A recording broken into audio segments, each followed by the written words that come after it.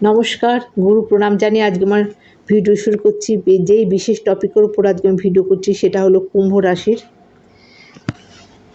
জাতক জাতিকারা এই জুন মাসটি কী ধরনের ফলাফল পাবেন, কেমন যেতে চলেছে কুম্ভ রাশির জাতক জাতিকাদের, সেই সম্বন্ধে আপনাদের সাথে আলোচনা করব।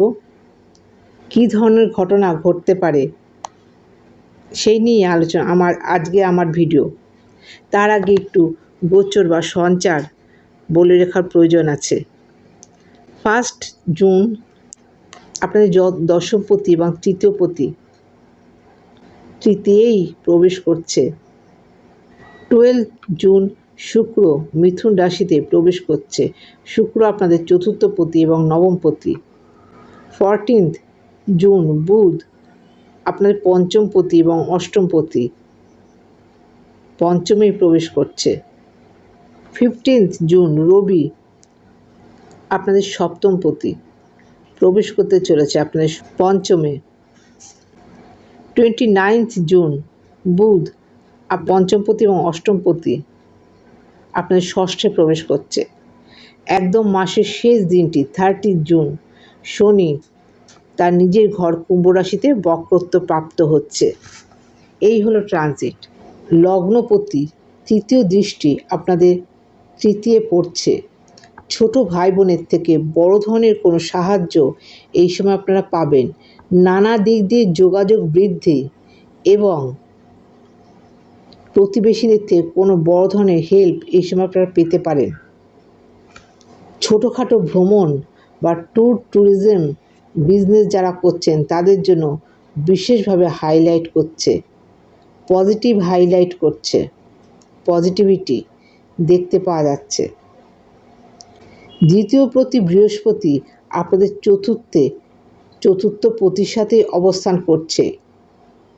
বাড়ি গাড়ি কেনার জন্য বিশেষ অপরচুনিটি এই সঞ্চারে দেখতে পাওয়া যাচ্ছে এবং স্থাবর অস্থাবর সম্পত্তি ক্রয় করার জন্য বিশেষভাবে শুভত্ব দেখতে পাওয়া যাচ্ছে। মায়ের শারীরিক সুস্থতা বৃদ্ধি পাবে, মানসিক শান্তি এই সময় আপনারা কিন্তু পাবেন। একটু স্বস্তির নিঃশ্বাস আপনারা এই সময় নেবেন। 12 জুন পর্যন্ত একটা মানসিক প্রশান্তি কিন্তু আপনাদের মধ্যে কাজ করবে। পঞ্চমপতি এবং অষ্টমপতি বুধ 12 জুন পঞ্চমে প্রবেশ করছে। সন্তানের জন্য কোনো দুশ্চিন্তা থাকতে পারে, তবে সন্তান কিন্তু তার কাজ ঠিক করে যাবে। সন্তান তার যোগ্য মর্যাদা কিন্তু এই সঞ্চারে পাবে। ট্যালেন্টেরও একটা বিশেষ করে যারা গ্ল্যামার ওয়ার্ল্ডের সাথে যুক্ত আছেন তারাও বিশেষভাবে একটা যোগ্য মর্যাদা আপনারা পেতে চলেছেন। বৃহস্পতির পঞ্চম দৃষ্টি পড়ছে আপনাদের অষ্টমে। গবেষণাধর্মী কাজের জন্য বিশেষ শুভত্ব লক্ষ্য করা যায়। পরিবার থেকে দূরে গিয়ে কোনো কাজ এই সময় কিন্তু আপনারা করতে পারেন এবং সেখান থেকে সফলতা বৃদ্ধি পাবে। আনএক্সপেক্টেড কোনো গেইন এই সময় আপনারা করতে পারেন। শ্বশুর বাড়ির থেকে কোনো ধরনের হেল্প এই সময় আপনারা পেতে পারেন। বৃহস্পতির সপ্তম দৃষ্টি দশমে থাকার জন্য জব বা কর্মক্ষেত্রে বিশেষভাবে শুভত্ব লক্ষ্য করা যাচ্ছে। নিয়ে ব্যবসা বিজনেস করছেন তাদের জন্য বিশেষভাবে পজিটিভ থাকছে। বিশেষ করে যারা ঘিয়ের ব্যবসা করছেন তাদের জন্য একটা পজিটিভ বা ধনাত্মক জায়গা কিন্তু দেখতে পাওয়া যাচ্ছে। শিক্ষাক্ষেত্রে বা এডুকেশন ডিপার্টমেন্টে রয়েছেন তাদের জন্য পজিটিভ জায়গা লক্ষ্য করা যাচ্ছে। অর্থের জায়গা ভালো থাকবে, অর্থ বৃদ্ধি কিন্তু এই সঞ্চারে হবে। ধনিষ্ঠা নক্ষত্র ছোট ভাই বোনের থেকে বড় ধরনের কোনো সাহায্য বা হেল্প এই সময় আপনারা পাবেন। ছোটোখাটো কোনো ভ্রমণ এই সময় আপনাদের হবে।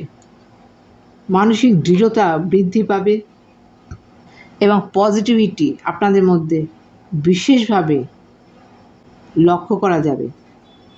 শতভিষা নক্ষত্র অর্থের জায়গা ভালো থাকছে এই সঞ্চারে, তবে অর্থ অপচয় হয়ে যাওয়ার কিন্তু একটা সম্ভাবনা বিশেষভাবে দেখতে পাওয়া যাচ্ছে এবং যে কোনো কারণে হচ্ছে অর্থ কিন্তু বেরিয়ে যাওয়ার একটা সম্ভাবনা দেখা যাচ্ছে। বা অনেক সময় ভেবেছেন অর্থ আসবে, কিন্তু সেই জায়গাটা কিন্তু সেইভাবে অর্থ আসার জায়গাটা সেইভাবে থাকছে না।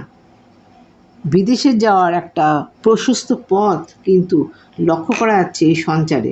বিদেশে আপনারা যেতে পারবেন এবং যারা হসপিটাল ম্যানেজমেন্ট নিয়ে পড়াশোনা করছেন তাদের জন্য পজিটিভ থাকছে। যারা মেডিসিন নিয়ে পড়াশোনা করছেন তাদের জন্য যথেষ্ট পজিটিভ থাকছে। যারা কেমিস্ট তাদের জন্য পজিটিভ থাকছে। দূর ভ্রমণ যোগ এবং শারীরিক অসুস্থতার জন্য হসপিটালাইজেশন যোগও কিন্তু এই সঞ্চারে দেখতে পাওয়া যাচ্ছে শতভিষা নক্ষত্রের। পূর্ব ভাদ্রপদ নক্ষত্র বাড়ি গাড়ি কেনার জন্য, ভূ সম্পত্তি ক্রয় করার জন্য বিশেষ শুভ থাকছে এই সঞ্চার। মায়ের সান্নিধ্য পাবেন এবং সেখানে আনন্দ উপভোগ করবেন। এডুকেশন নিয়ে যারা রয়েছেন তাদের জন্য বিশেষভাবে পজিটিভ থাকছে। বৃহস্পতির পঞ্চম দৃষ্টি অষ্টমে পড়ার জন্য গবেষণাধর্মী কাজ আপনাদের জন্য এই সময় ভালো হবে। যেমন মনের চঞ্চলতা এই সময় বৃদ্ধি হতে পারে। শনির তৃতীয় দৃষ্টি আপনাদের তৃতীয় পড়ছে, যোগাযোগ বৃদ্ধি অবশ্যই হবে এবং ছোটোখাটো ভ্রমণ যোগও আসবে। মাঝে মাঝে কিন্তু আপনাদের রাগের সৃষ্টি হতে পারে, সেটা কিন্তু কন্ট্রোল না করলে আপনাদের জন্যই ক্ষতির কারণ হবে। বিবেচনা করে কিন্তু আপনাদের এই সময় কাজ করতে হবে। আশা করছি প্রয়োজনীয় সমস্ত তথ্যই আপনাদের জানাতে পারলাম। আজকের মতো এখানে শেষ করছি। নমস্কার।